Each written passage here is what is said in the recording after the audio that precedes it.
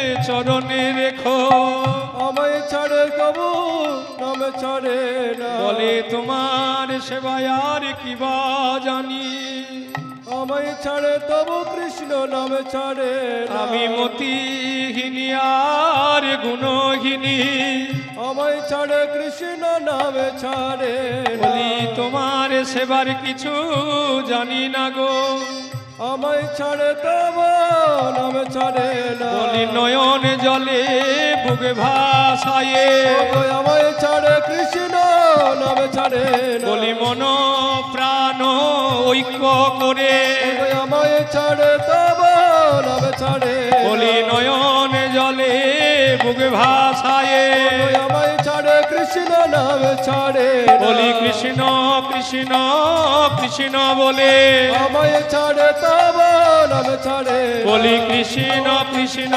কৃষ্ণ বলে, আমায় ছাড়ে কৃষ্ণ নামে ছাড়ে না। বলি দাস বলে চরণে রেখো দাই গো, আজ বলে চরণে রেখো। আমায় ছাড়ে তবু কৃষ্ণ নামে ছাড়ে না। সদাই কৃষ্ণ কৃষ্ণ কৃষ্ণ বলে,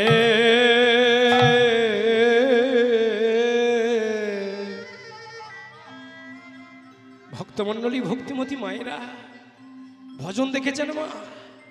এত বড় ধারালো অস্ত্র রাতের বেলা জিহ্বার কাছে নিয়ে গিয়ে জিহ্বাকে বলে, ওরে জিহ্বা, তুই তার নাম করতে যদি ভুলে যাস তাহলে এই অস্ত্র দিয়ে আমি তোকে ছেদন করব। সেই অস্ত্রের ভয়ে জিহ্বা তার নাম ছাড়ে না। বাবাজিদের কেমন ভজন দেখেছেন মা? সঙ্গে সঙ্গে এই কথা শুনে যুবক ছেলেরা লুটিয়ে পড়লো, বাবাজি আমরা ভুল করেছি, আমাদের একটু ক্ষমা করে দাও। বাবাজি কেঁদে বলছে, আস্তে, তোমাদের ভুল নয় গো, ভুল করেছি আমি তো তোমাদের জানাইনি। এত বড় ধারালো অস্ত্র দেখলে সবাই সন্দেহ করতে পারে চোর ডাকাত বলে, তোমরা তাই করেছো, কিন্তু আজ আর তোমাদের কোনো ভুল নেই, ভুল হয়েছে আমার। ভক্তমণ্ডলী ভক্তিমতী মায়েরা দেখেছেন বা বৈষ্ণব কেমন, রামদাস বাবাজি কেমন ছিলেন। তাই আজকে সেই লক্ষ্যসুধা রাজা, যিনি ধার্মিক রাজা, ঘাড় ধাক্কা দিয়ে রাজ্য থেকে বের করে দিলেন মা। সাধারণ মানুষরা যদি কোনো অপরাধ করে থাকে মা, তাতেও ভগবানের মার্সি, কিন্তু আপনি ভক্ত হয়ে যদি আপনার অহংকার হয়, কি বলেছিলেন, আমার রাজ্য, এই হাড়ির হদ্দটাকে ঘাড় ধাক্কা দিয়ে বের করে দে দারোয়ান। এতদিনের যে কৃষ্ণ সেবা ভজন সব শেষ হয়ে গেল মায়েরা। ভগবান কত ভাবে পরীক্ষা করে দেখুন। এই সংসারে আমাদের ভগবান শুধু পরীক্ষা করতে আসে কেন? ভগবান তো ভক্তকে পরীক্ষা করবে। স্বর্ণকাররা যেমন বড় বাজার থেকে কাঁচা সোনা কিনে এনে তাকে আগুনে পোড়ায়ে কোষ্ঠী পাথর দিয়ে ঘষে অলংকার বানিয়ে কাঁচের শোকেসে রেখে বলে 22 কাটের সোনা, মায়েরা ছুটে গিয়ে খাঁটি সোনা বলে তাকে নিয়ে এসে কান ফুটো করে, নাক ফুটো করে, সারা অঙ্গে আমরা সেই সোনাকে অঙ্গে ধারণ করি। কিন্তু সেই কাঁচা সোনা পাকা সোনা করতে গেলে তার কষ্ট কত। ভগবান একজন পরম ভক্ত হতে গেলে তাকে কত কষ্ট করতে হয়, তাকে জ্বালা যন্ত্রণা দিয়ে কষ্ট দিয়ে তাকে ভগবান আসল ভক্ত করে নেয়। এত সোজা নয় মা, সামান্য একটু কষ্টতে ভেঙে পড়লে হবে না। এই জন্য তারা যুগ যুগ ধরে যারা পার্ষদ হয়ে এসেছে, ভগবানের ভক্ত হয়ে এসেছে, তারা ঝড় বৃষ্টি কষ্ট দুঃখ জ্বালা যন্ত্রণা সহ্য করেছে। তাই আজকে লক্ষ্যসুধা রাজা ঘাড় ধাক্কা দিয়ে বের করে দিলেন কি, আমার রাজ্য। বৈষ্ণবের খাতায় লেখা নেই মা, বলছে অহংকার করো না। অহংকার করলে ভগবান সব সইতে পারে, অহংকার সহ্য করতে পারে না। একটা জিনিস জানবেন মায়েরা, শাস্ত্র একটা কথা বলেছে, কি বলেছে না, অগচ্ছতি যদা লক্ষ্মী নারকেল ফলম বুভৎ, নির্গচ্ছতি যদা লক্ষ্মী গজভুক্ত কপিল্লভ। কি অপূর্ব কথা দেখুন মায়েরা। বলছে অগচ্ছতি যদা লক্ষ্মী, মানে যে সংসারে এই যে পুণ্য কর্মগুলো করবে তার লক্ষ্মী সহসেই ঢুকে যাবে। যে ঘরে লক্ষ্মী আসবে মা, তার ঘরে অন্যের কষ্ট নেই। এখানে বলছে একটা ডাব গাছের সঙ্গে তুলনা করছে। একটা ডাব কাঁদি নামালে একটা ডাব দেখুন ছোট্ট গুটি থেকে কিরকম বড় হচ্ছে, তার ভেতরে একটা মালার ভেতরে কি সুন্দর একটা জল পরিপূর্ণ হয়ে ফিল্টার হয়ে ভেতরে ভর্তি হয়ে গেছে। আমরা ভেবে পাবো কি? ঠিক তেমনি যে সংসারে লক্ষ্মী আসবে সেই সংসারে কোথা থেকে ধন রত্ন আসবে তার পূর্ণ হয়ে যাবে। হয়তো 1 ঘন্টা কাজ করেছে, তার হাজার হাজার টাকা চলে যাবে, লক্ষ্মী আসছে তার। ঠিক তেমনি বলছে অগচ্ছতি যদা লক্ষ্মী নারকেল ফলম্বুবৎ নির্গচ্ছতি যদা লক্ষ্মী গজভুক্ত কপিল লক্ষ্য। মানে যে ঘরে অলক্ষ্মী ঢুকবে মা, দেখবেন সে ঘরে হাতিকে বেল ফল খেতে দিলে হাতি গোটা বেলটা গিলে নেয়, কিছুক্ষণ পরে আবার গোটা বেলটা বের করে দেয়। আপনি দেখবেন বেলটা পড়ে আছে রাস্তায়, ভাববেন গোটা বেল দিলাম, হাতি তাহলে খেলো কি না? ভেতরে সার বস্তু গ্রহণ করে নিয়েছে, এত সুন্দর শক্ত বেল, দেখুন তার ভেতরে কিচ্ছুই নেই, শুধু খোলটা পড়ে আছে। ঠিক তেমনি আপনার সংসারের ঘরটুকু পড়ে থাকবে মা, সেখানে শুধু নাই নাই নাই নাই, অলক্ষ্মী। সেই সংসারে অলক্ষ্মী দশা হবে, সেখানে নাই, ওই বেল ফলের মতো অবস্থা। তা আজকের ওই লক্ষ্যসুধা রাজা যে ঘাড় ধাক্কা দিয়ে বের করে দিলেন মা, সেই অভিশাপ দিয়েছিল সেই লক্ষ্যসুধা রাজা, কিছুদিন পরে তার সংসারে অলক্ষ্মী ঢুকে গেল মা। গুরু শক্তি গুরু বল না হলে কখনো মানুষ বাঁচতে পারে না মায়েরা। এই জন্য আমি আপনাদের চরণ ধরে বলবো মায়েরা, বাড়িতে গুরুজনদের সম্মান করুন, সেই সংসারে কখনো কষ্ট আসবে না। আগেকার দিনে আমরা দেখেছি ছোটবেলা আমাদের ডিস্ট্রিক্টে যখন দাদু ঠাকুমারা মারা যেত, এত ক্যামেরা এত কিছু ছিল না, এত ছবি ছিল না, কি করত? দাদু ঠাকুমারা মারা গেলে তাদের পায়ের তলায় আলতা মাখিয়ে দিত, সাদা কাগজে একটা পায়ের ছবি তুলে আয়নাতে বেঁধে কোথায় রাখতো মা? কি গো বাবা? ঘরের দরজার চৌকাঠের উপরে রাখতেন মা। গুরুজনদের চরণের ছবি রাখতেন। ঘর থেকে যখন আপনি চৌকাঠ পের হচ্ছেন, তখন ওই গুরুজনদের চরণ লক্ষ্য করে যে আমার উপরে গুরুদেব, তার আশীর্বাদ নিয়ে ঘর থেকে আপনি বেরোচ্ছেন। যত বড় বড় বিপদ হোক দেখবেন মা, আস্তে আস্তে সে বিপদ কাটিয়ে ফেলবেন। ওই গুরুজনের আশীর্বাদ আপনি যত দূর যাবেন তত দূর আপনার সঙ্গে সঙ্গে যাবে। গুরুজনদের আশীর্বাদ, গুরুজন চাইবে তার সন্তানকে বাঁচিয়ে আবার ওই ঘরে আনা। কিন্তু বড় কষ্ট লাগে, অনেক কীর্তন শুনতে যাই বড় বড় বাড়িতে, দেখবেন মা সেখানে এই চৌকাঠে দাদু ঠাকুমার ছবি তো দূরের কথা, অ্যালসেশন কুকুরের ছবি দেখবেন বড় বড় লাগানো আছে। আবার অনেকের বাড়িতে দেখবেন সিনেমা সিরিয়াল খেলোয়াড় তাদের ছবি ওই চৌকাঠের উপরে রয়েছে। দাদু ঠাকুমাদের ছবি থাকার জায়গায় সেখানে তাদের চিত্রপট লাগানো, সারা ঘরময় রয়েছে, কিন্তু চৌকাঠের উপরে যাদের রাখার জায়গা সেখানে আমরা রাখি না। কেন এত কষ্ট পাই, কেন দুঃখ পাই, এত যন্ত্রণা পাই? এই পুণ্য কর্মগুলো করি না বলে। তা আজকের ওই লক্ষ্যসুধা রাজা, সে ধার্মিক রাজা, ঘাড় ধাক্কা দিয়ে রাজ্য থেকে বের করে দিলেন, আমার রাজ্য। আর এই রাজ্যের রাজা তুই এতদিনে, কতদিনের জন্য রাজা, কদিন বাঁচবি? সেটা আমরা ভাবি না মা। দিনে দিনে গুরু শক্তি যখন চলে গেল, আস্তে আস্তে কি হলো, কিছুদিন পরে তার একটা সন্তান ছিল, সেই সন্তানটি হঠাৎ 5 দিনে জ্বর হয়ে সেই সংসার, এই দেহ ছেড়ে চলে গেল। খোকা ও বিধিরে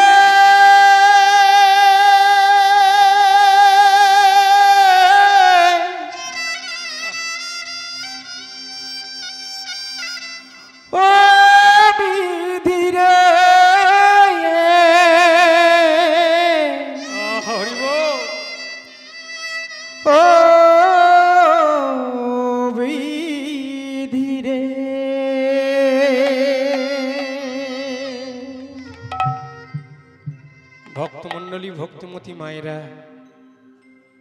ধীরে ধীরে সেই সন্তানটি যখন মারা গেল মা, স্বামী স্ত্রী দুজনে বড় দুর্বল হয়ে গেল। কিছুদিন পরে তার স্ত্রীর ওই পুত্র শোকে শোকাতুরা হয়ে সেই রাজার স্ত্রী, সে সারা জনমের মতো স্বর্গে চলে গেল। দয়াময়, করুণাময়, তুমি আমার সন্তানটাকে কেড়ে নিয়েছো, তাতেও তোমার হয়নি। তুমি আমার স্ত্রীকে কেড়ে নিলে, বলো না দয়াময়, তুমি আমার স্ত্রীকে কেড়ে নিলে, তাহলে আমি কাকে নিয়ে থাকবো, কার জন্য এখানে থাকবো, বলো, বলো না দয়াময়। ভক্তমণ্ডলী, ভক্তিমতী মায়েরা, সংসার তো এমন হয় গো,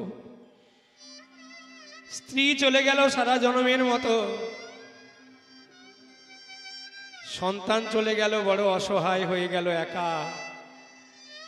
মনে মনে ভাবছি, না জানি কোনো অপরাধ করেছিলাম, কিন্তু রয়েছে একজন, সেই রাজা ছুটে গেল কোথায় মা? ওই যে গুরুদেবের দেওয়া একটা চিত্রপট দিয়েছিল মন্দির, মন্দিরে ছুটে গেল, ছুটে গিয়ে রাধা গোবিন্দের চিত্রপটের চরণে গিয়ে আছাড় খেয়ে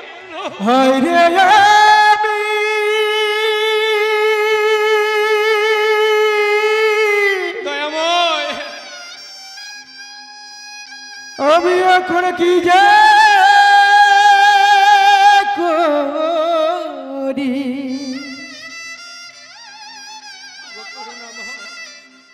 আমি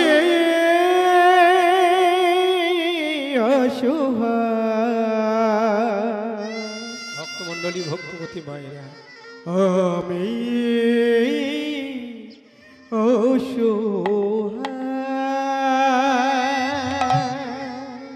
ছুটতে ছুটতে রাধা গোবিন্দের মন্দিরে প্রবেশ করে মায়েরা রাধা গোবিন্দের চিত্রপটটাকে বুকে করে জড়িয়ে ধরল। দয়াময়, দয়াময়, তুমি দেখতে পাচ্ছ দয়াময়, তুমি আমার সব কেড়ে নিলে, তাই না? আমার সন্তানটাকে কেড়ে নিলে, আমার স্ত্রীকে তুমি কেড়ে নিলে। আমি জানি তাতে আমার কোনো দুঃখ নেই দয়াময়, তাতে আমার কোনো দুঃখ নেই।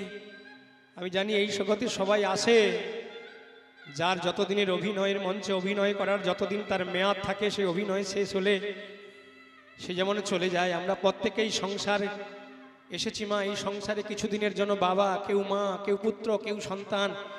অভিনয়ের মঞ্চে এসেছি, অভিনয় শেষ হলে চলে যাবে। যাত্রা ডায়াসে নায়ক নায়িকারা আসে, যেমন গিলরুমে যুবক ছেলে কিন্তু ডায়াসে উঠে সে অভিনয় করবে বৃদ্ধের, তাকে পরানো হয় একটা ধুতি, একটা বৃদ্ধের পাঞ্জাবি, চোখে চশমা, হাতে লাঠি দিয়ে, কিন্তু তার ভেতরে যুবক ছেলে, কিন্তু বাইরে বৃদ্ধের পোশাক। ডায়াসে সে অভিনয় করে বৃদ্ধের, অভিনয় করতে করতে যখন অভিনয় তার শেষ হয়ে যায়, সে গিলরুম থেকে আবার যুবক ছেলে সেজে সে বাড়ি চলে যায়। দয়াময়, এই সংসারে আমি জানি সবাই আসে অভিনয় করতে গো, এই অভিনয় শেষ হলে সকলে চলে যাবে। কিন্তু একটা কথা দয়াময়, তুমি তো জানো, বলো না দয়াময়, এ জগতে সবাই চলে গেল, তুমি আমায় ছেড়ে যাবে না তো, বলো না? দেখেছেন মা, এই যে গুরুর কাছে দীক্ষা নিয়েছিল, গুরু কথার অর্থ হলো, গু কথার অর্থ হচ্ছে অন্ধকার, উ কথার অর্থ হলো আলো। যিনি অন্ধকার থেকে আলোতে নিয়ে পৌঁছান তিনি হলেন গুরুদেব। এই রাধা গোবিন্দের চিত্রপটটা ভুল করেছিল, ঘাড় ধাক্কা দিয়ে রাজ্য থেকে বের করে দিয়েছিল অহংকারে, কিন্তু আজকে রাধা গোবিন্দের চিত্রপটটা যখন বুকে জড়িয়ে ধরলো, তার অহংকারটা চলে গেল। বলো দয়াময়, তুমি আমার সব কেড়ে নিয়েছো দয়াময়, তুমি আমার সব কেড়ে নিয়েছো। এবার তুমি আমায় ছেড়ে যাবে না তো, বলো না, বলো না দয়াময়, তুমি এবার আমাকে ছেড়ে যাবে না তো, বলো না দয়াময়। রাধা গোবিন্দের চিত্রপটটা বুকে জড়িয়ে ধরে ছুটতে ছুটতে চলে যাচ্ছে, দিনের পর দিন রাজ্য ছেড়ে দিল মা। স্ত্রী পুত্র পরিজন মারা গেল, এ রাজ্য আমার নয়, রাজ্য ছেড়ে দিয়ে রাধা গোবিন্দের চিত্রপটটাকে সম্বল করে নিয়ে চলেছে। শাস্ত্র বলছে, যে করে আমার আশ আমি করি তার সর্বনাশ, যে ছাড়ে না আমার পাশ আমি হই তার দাসেরও দাস। রাধা গোবিন্দের চিত্রপটটা বুকে জড়িয়ে ধরেছে, আর ছাড়ছে না। দয়াময়, আমি সব ছেড়ে দেব, কিন্তু তোমায় ছাড়ব না। নিরাশা সাগরে ডুবিয়াছি আমি গো, এসো এসো কর্ণধার, আমি নিরাশার সাগরে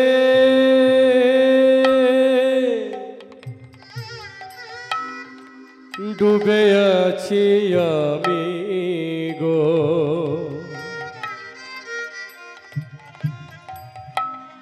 এসো এসো কর্ণধারে, ওহে নিরাশা সাগরে ডুবিয়াছি আমি গো, এসো এসো কর্ণধার।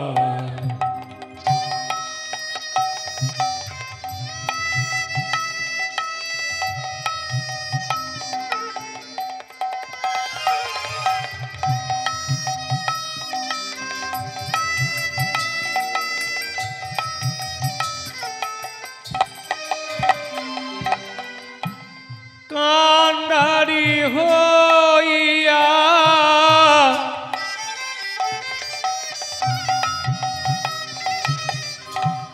রাখো ভাগারে, তুমি কান্ডারি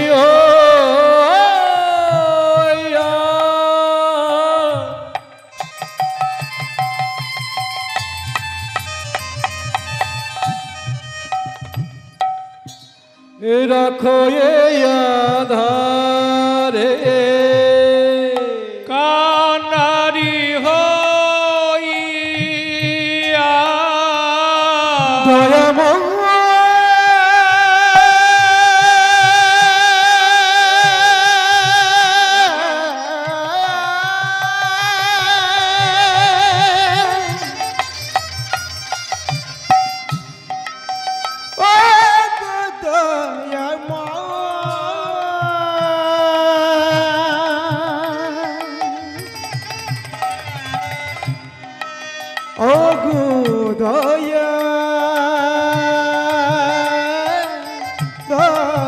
দয়াময় কান্ডারি হইয়া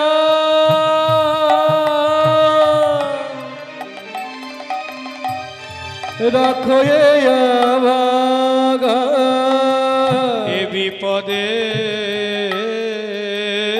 করো পার, নিরাশার সাগরে ডুবে আছি আমি গো, এসো এসো কর্ণধারে, ওহে নিরাশা সাগরে ডুবিয়াছি আমি গো, এসো এসো কর্ণধার। ও গো নিরাশার সাগরে ডুবে আছি আমি গো, এসো এসো কর্ণধারে। দয়াময়, মন্দির থেকে বেরিয়ে রাধা গোবিন্দের চিত্রপটটাকে বুকে জড়িয়ে ধরে মায়েরা রাজ্য ছেড়ে দিয়ে সব ত্যাগ করে রাধা গোবিন্দের চরণ আশ্রয় করে নিয়ে পথের ভিখারি হয়ে বেরিয়ে পড়লেন মা। একদিন দুই দিন নয়, 1 বৎসর কাল এ পথে ও পথে পথে পথে ঘুরে ঘুরে ঘুরতে ঘুরতে ক্লান্ত হয়ে পড়েছেন। আর লক্ষ্য সুধা রাজা আর যেতে পারছে না। বেশ কিছু দূরে যেতে যেতে একটি নদীর কূলে গিয়ে আছাড় খেয়ে পড়ল লক্ষ্য সুধা রাজা। ভক্তমণ্ডলী, ভক্তিমতী মায়েরা চিত্রপটটা তবু বুকে জড়িয়ে ধরেছে, আর এই হাঁটুতে আর জোর নেই যে উঠে দাঁড়াতে পারবে। যখনই পড়ে গিয়েছে, রাধা গোবিন্দের চিত্রপটটাকে বুকে জড়িয়ে ধরেছে, সে কিন্তু কোনো ধুলো লাগতে দেয়নি রাধা গোবিন্দের চিত্রপটে। দয়াময়, আমার কষ্ট হয় হোক, আমার দুঃখ হয় হোক দয়াময়, তোমার জন্য কোনো ব্যথা না লাগে দয়াময়। এই বলতে বলতে আজ ঠাকুরকে বলছে, দয়াময় আর যে আমি পারছি না হাঁটতে, আমায় চলে যেতে হবে দয়ায়। আমার যাওয়ার সময় যে হলো, আর আমার কণ্ঠ কণ্ঠ রুদ্র হয়ে আসছে, কথা বলতে পারছি না। রাধা গোবিন্দের চিত্রপটটা বুকে জড়িয়ে ধরেছে। মা আর কি বলছে জানো?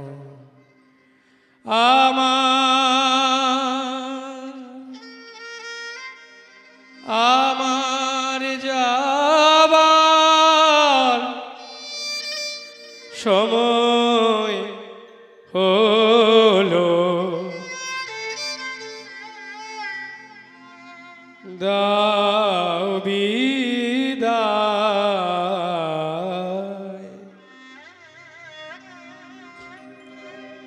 মোছো আখি দুয়ার খোলো, দাও বিদায়। আমার যাওয়ার সময় হলো, দয়াময় আর আমি পারছি না দাও দয়াময়। বিদায়।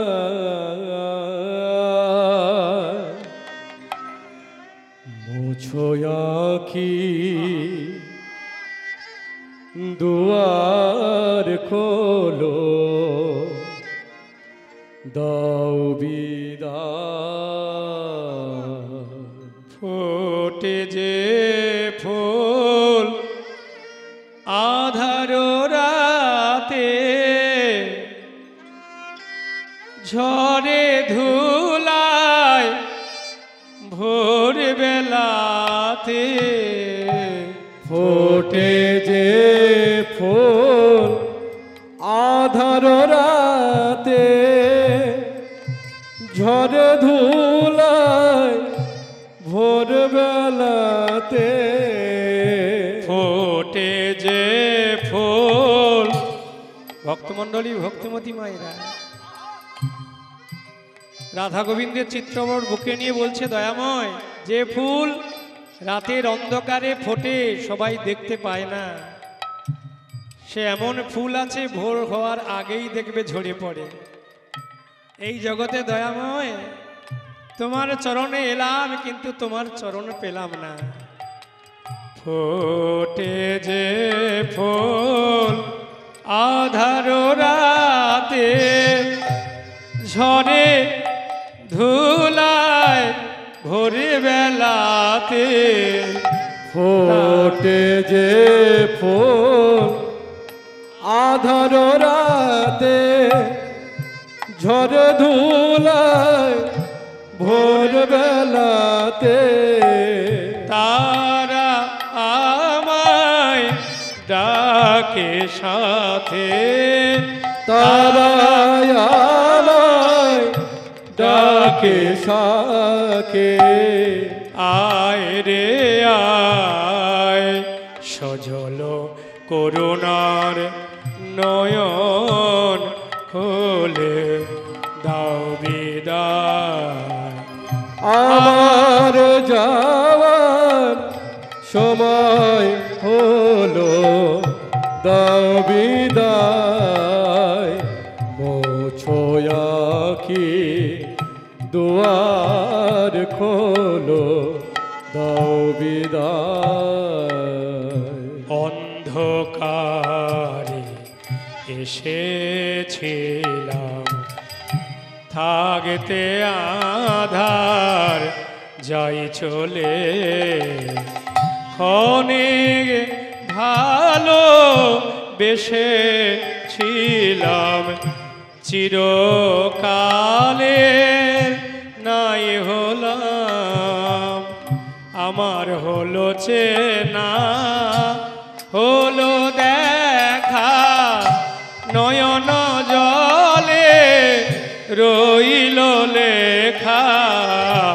হলো চেনা, হলো দেখা, নয়ন জলে রইল লেখা। দুর্বিহনে ডাকে কে কার, দুর্বিহনে ডাকে কে তার। বরষায় পাগল স্বপন খোলো খোলো, দাও বিদায়। আমার যাওয়ার সময় হলো, দাও বিদায়। মুছো আঁখি দুয়ার খোলো, দাও বিদায়। আমার যাবার সময় হলো, দাও বিদায়।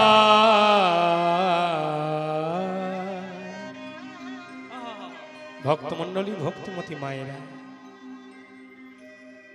রাধা গোবিন্দের চিত্রপট বুকে জড়িয়ে ধরে শেষ নিঃশ্বাস ত্যাগ করলেন মা। কৃষ্ণ নাম গাইতে গাইতে রাধা কৃষ্ণের চিত্রপট বুকে জড়িয়ে ধরে শেষ নিঃশ্বাস ত্যাগ করলেন কে? লক্ষ্যসুধা রাজা। মায়েরা, বাবারা প্রমাণ করবেন মা, শাস্ত্র বলছেন, এটা আমার কথা নয়, ভাগবত বলছেন। ভাগবত কি বলছেন? অষ্টম অধ্যায়ে দিয়েছেন ভাগবতে যে ইয়ং ইয়ং ব্যাপী শরণং ভাবনং তেজান্তে কলেবরং তং তমৈবতী সদা তদ্ভাব ভাবিতম। মানে মৃত্যুর পূর্বে, মায়েরা লক্ষ্য করবেন কথাগুলো, মৃত্যুর পূর্বে যে ব্যক্তি যে ভাবনা ভাবিতে ভাবিতে দেহ ত্যাগ করে, পরজন্মে সেই ভাবনার গতিপ্রাপ্ত নিয়ে জন্ম লাভ করে। তাহলে এখানে প্রমাণ করলো কি মায়েরা, সারা জীবন আপনি কি করলেন দেখতে আসবে না। আপনি বাড়িতে ঠাকুরকে ভালোবাসেন, গুরুজনকে ভালোবাসুন না বাসুন, কি করছেন দেখতে আসবে না, কিন্তু চিত্রগুপ্তের খাতায় লেখা হয়ে যাবে, কিন্তু শেষে বিচার হবে। কখন বলছে? যে মৃত্যুর সময় আপনার ভাবনাটা কি ভাবতে ভাবতে আপনার দেহটা চলে গেল। এখানে মায়েরা বড় মূল্যবান কথা আমি আপনাদের চরণ ধরে বলবো, মায়েরা কৃষ্ণ নাম শ্রবণ করুন, কীর্তন শ্রবণ করুন, আর বাড়িতে গিয়ে সারাদিনে দিনান্তে যখন সময় পাবেন একটু হাতে করতালি দিয়ে হোক একটু নাম করবেন বসে। মায়েরা শাস্ত্র অধ্যয়ন করবেন, কারণ বৃদ্ধ বয়সে ডাক হয় পোষা ময়নার মতো। পোষা ময়না যখন বলিছে হরে কৃষ্ণ রাধা, বিড়ালটা তো তার কি করে মা? টুটিটা টিপে ধরে, তার জাত চলে যায়। যেমন একটা বাবা তার 5টা ছেলে, সেই 5টা ছেলেকে বড় করতে গিয়ে অভাবের মধ্য থেকে কখনো হরিনাম শুনতে যায়নি, কখনো মন্দিরে যেতে পারেনি। জানে আমার 5টা ছেলেকে বড় করতে হবে, সারা জনম কোনো দান ধ্যানও করেনি, বৃদ্ধ হয়ে পড়েছে। একদিন বাড়ির বড় ছেলেকে ডেকে বলছে, খোকা রে, ওরে খোকা, তোদেরকে বড় করতে গিয়ে লালন পালন করতে গিয়ে আমার কখনো আমি মঠ মন্দির, কখনো হরিবাসরে, কখনো আমি দান ধ্যান কিছু করতে পারিনি রে খোকা। তবে একটা কথা জানিস বড় খোকা, আমি তোর কাছে বলে যাই খোকা রে, জানিস আমার যখন অন্তিম সময় আসবে, আমার যখন প্রাণটা চলে যাবে, অন্তিম সময় পারবি না খোকা গ্রামের কিছু বৈষ্ণবকে ডেকে এনে আমার কানে 3 দিন হরিনাম শোনাতে? পারবি তো খোকা বল? আমি কখনো যৌবন কালে কখনো নাম শুনিনি, কখনো মন্দিরে যাইনি তোদেরকে লালন পালন করতে গিয়ে। বলছে ঠিক আছে বাবা, ঠিক আছে। বেশ কিছুদিন কেটে গেল, সেই বাবার অন্তিম সময়। আস্তে আস্তে কথা রুষ্ট হচ্ছে, হাত পা অবশ হয়ে যাচ্ছে, বৃদ্ধ হয়ে গিয়েছে। বড় ছেলের মনে পড়ে গেল এ পিতার কথা, পিতাকে নাম শোনাতে হবে। ছুটে গেল গ্রামের বৈষ্ণবের কাছে। মদন মোহন তারা একসঙ্গে বসে কীর্তন করে, বৃদ্ধদের কীর্তন শোনায়। চলে গেলেন হাত জোড়ো করে, মদন বাবু কি হয়েছে? না আমার বাবার তো অন্তিম সময়, আচ্ছা বাবু আমার বাবাকে 3 দিন একটু নাম শোনাতে পারবেন? বলে হ্যাঁ, কেন শোনাবো না, তোমার বাবা বৃদ্ধ হয়ে গেছে, এই সময় তো নাম শোনাতে হবে রে বাবা। ঠিক আছে আমরা সন্ধ্যেবেলা যাচ্ছি, যা। সন্ধ্যেবেলা চলে এসেছে বৈষ্ণব ঠাকুররা। সেই বৃদ্ধ বাবার কানের কাছে গিয়ে বলছে, আচ্ছা বাবা আপনাকে তো একটু নাম শোনাবো, আপনি আগে বলুন তো গঙ্গা নারায়ণ হরিওম। আস্তে আস্তে কথা বলছে, সব কথা বলছে, কিন্তু জিহ্বাটা তার ঘুরছে না। গঙ্গা নারায়ণ হরিওম বলছে, বাবি আমি উচ্চারণ করতে পারছি না, আমার জিহ্বায় উচ্চারণ আসছে না। বুঝতে পেরেছেন মায়েরা? আপনি যদি সারা জনম এই কৃষ্ণ নাম না উচ্চারণ করেন, না